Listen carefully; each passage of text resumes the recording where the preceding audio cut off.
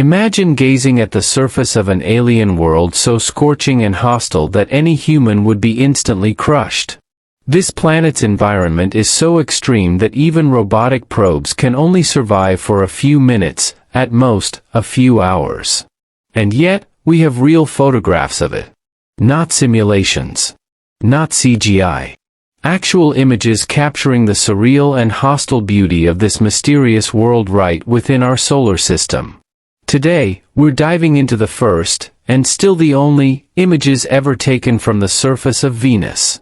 We'll explore how Soviet engineers, through the Venera missions, developed probes capable of surviving the planet's hellish atmosphere, and we'll discover the remarkable snapshots these machines managed to send back. Stick around until the end, because these images are not only rare and scientifically valuable, they're also historic milestones in space exploration. Back in the 1950s, if you had asked a scientist what Venus looked like beneath its thick cloud cover, they might have said it resembled a young Earth, covered in steamy jungles and vast oceans, possibly even teeming with early forms of life. Even by today's standards, it's clear that Venus and Earth share some remarkable similarities.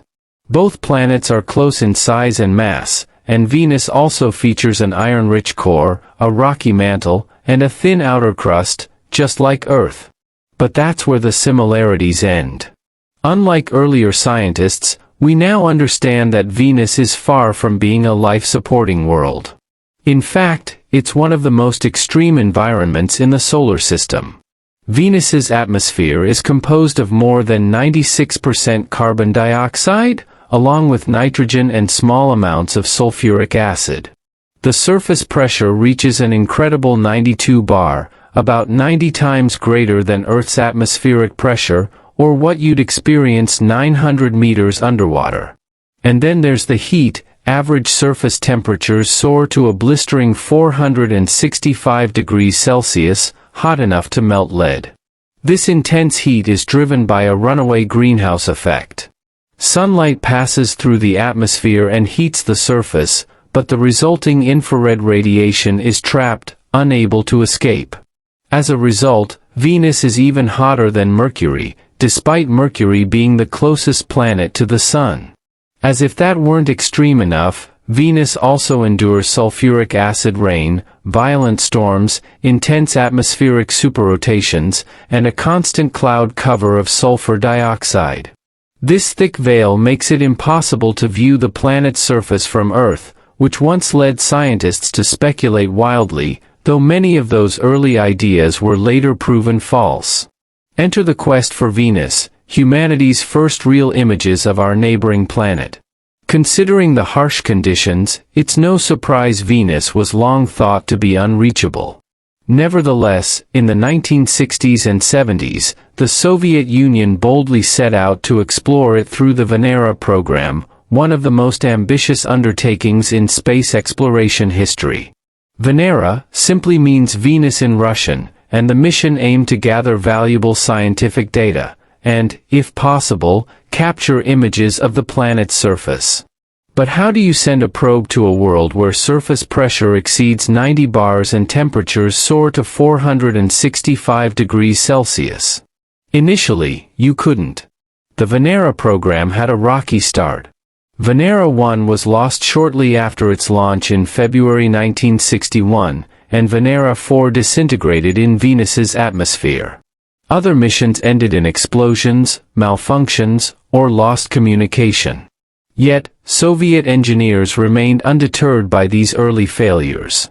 With each attempt, they refined their technology, improving heat shields, strengthening spacecraft, and enhancing data transmission systems. Their persistence paid off in 1975. On October 22, Venera 9 successfully landed on Venus and transmitted data for 53 minutes before the planet's extreme conditions silenced it. But in that short window, it accomplished something historic. It sent back the first ever image from the surface of Venus. Though the photo was in low-resolution black and white, far from the 4K standard we're used to today, it marked a monumental achievement. Not only was it the first image of Venus's surface, but it was also humanity's first photo taken from the surface of another planet. The image revealed a harsh, rocky landscape with scattered boulders. Then, just 3 days later, the collection grew. On October 25, 1975, Venera 10 touched down and captured another view of Venus's surface. This time, the terrain appeared flatter and the rocks more layered, offering a glimpse of different geological formations. What might look like a few scattered stones to us was, in fact, a groundbreaking moment in space exploration, our first chance to visually explore another planet from a probe actually standing on its surface.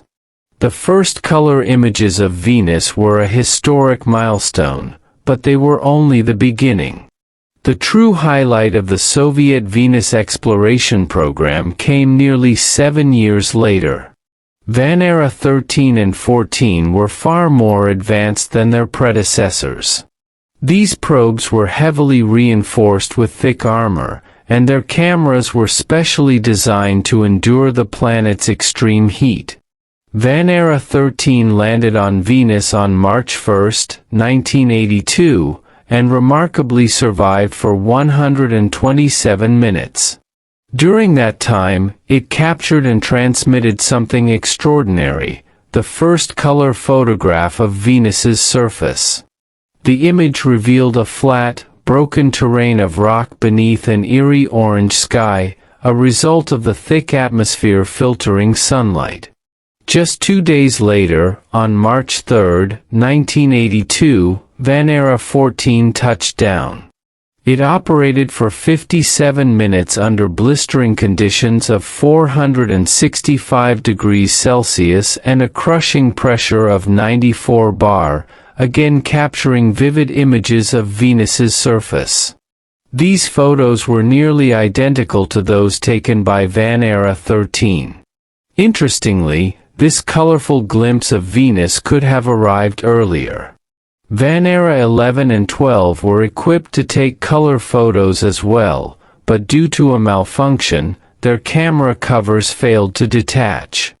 As a result, they only transmitted data, not images. Beyond visuals, Venera 13 and 14 also delivered something unique: sound.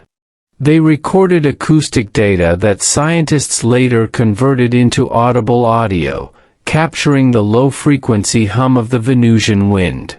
To this day, these remain the only sound recordings ever obtained from the surface of another solid planet. The technology behind the photos. But how was it even possible to capture images under such extreme conditions back then? The cameras on the Venera probes were ingeniously designed. They were housed in rotating towers and equipped with specially protected lenses. These lenses were only exposed after the probes safely landed on the surface of Venus. The images were captured line by line, much like how a scanner works, and then transmitted to Earth via radio signals.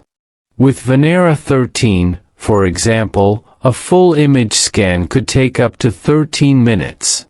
Each probe was equipped with 2 camera units, one for the left view and one for the right, allowing them to produce panoramic photographs. The raw images were then color-corrected.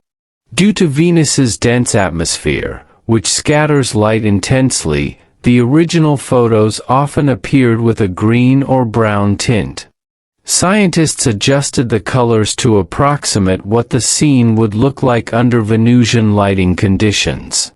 In the end, it's nearly miraculous that the technology lasted as long as it did. Despite active cooling systems, temperatures inside the probes still exceeded 200 degrees Celsius. Yet, the mission proved something remarkable, that we can, in fact, build machines capable of surviving Venus's hellish environment and capturing images from its surface. So, why don't we have more photos of Venus? The answer is simple: the planet's conditions are incredibly hostile.